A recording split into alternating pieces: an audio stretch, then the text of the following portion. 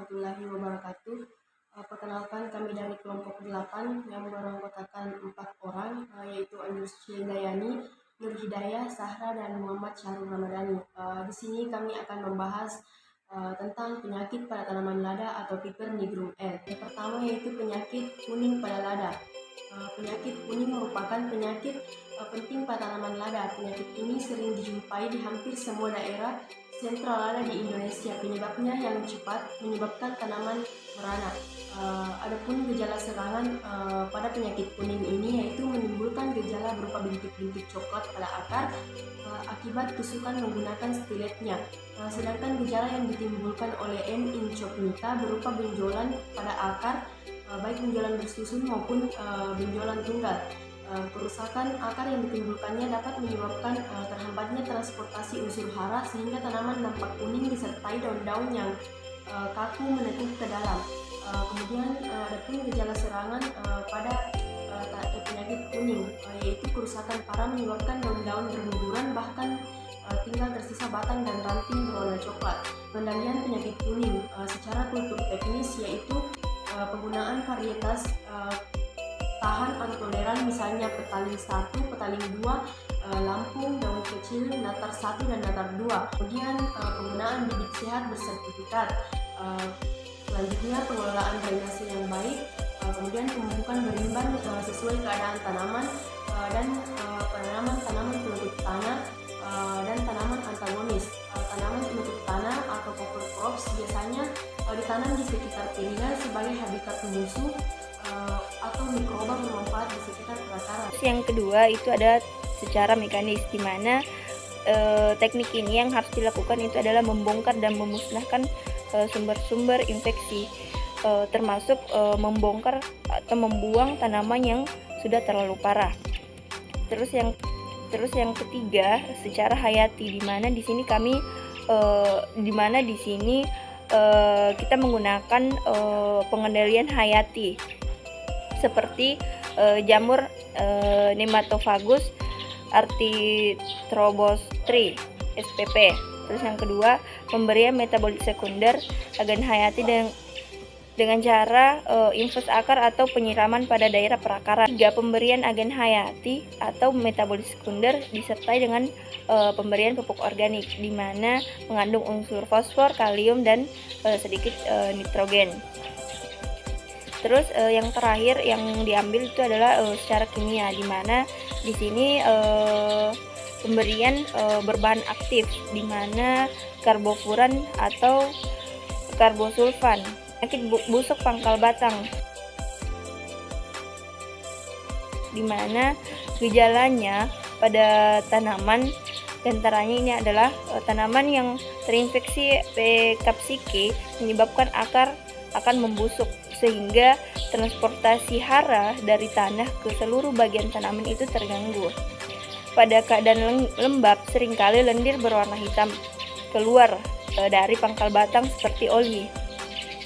Cabang, ranting, dan daun menghitam dan nampak gosong seperti terbakar. Kemudian daun ini berguguran atau meranggas dari bawah hingga ke tajuk. Mati secara mendadak itu biasanya dalam waktu 10 hari dan menyebabkan tanaman ini akan tumbang. Selanjutnya teknik pengendalian penyakit busuk pangkal batang.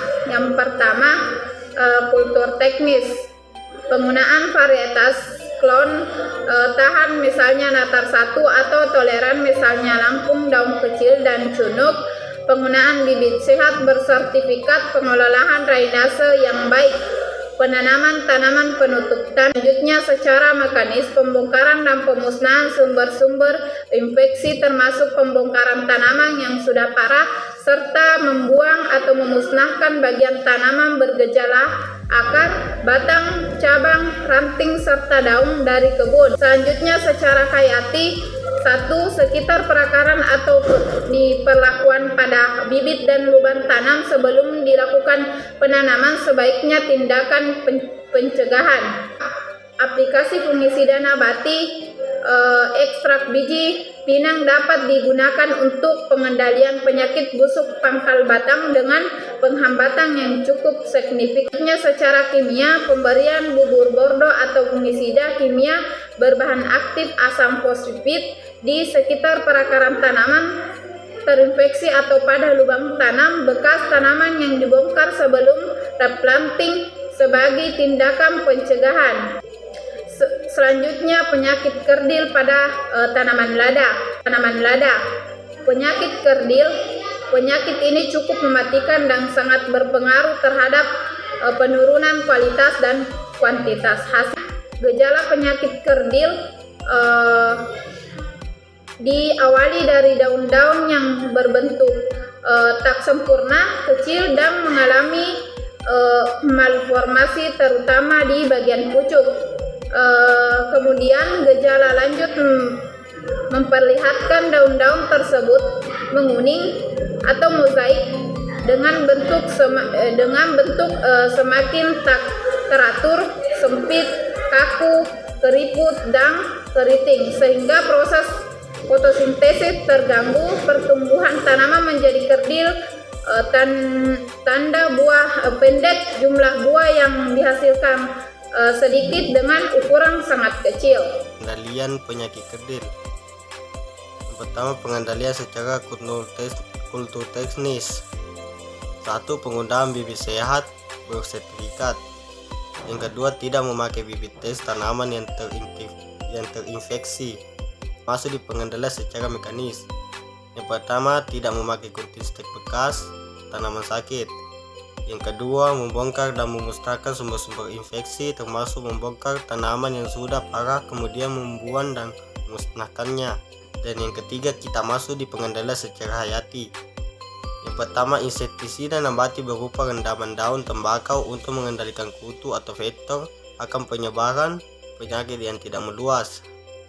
Yang kedua, sebagai tindakan pencegahan, pengendalian dapat dilakukan dengan pemberian agen hayati, misalnya Trichoderma spp, Pseudomonas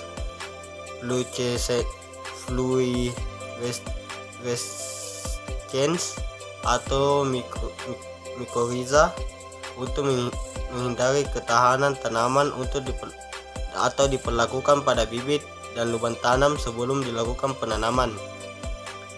Kita masuk di pengendalian secara kimia. Aplikasi insektisida kimia berbahan aktif Clefenapir atau amitraz untuk membatasi penyebaran penyakit oleh serangga vektor. Baik, itulah presentasi dari kelompok kami. Lebih dan kurangnya mohon dimaafkan. Assalamualaikum warahmatullahi wabarakatuh.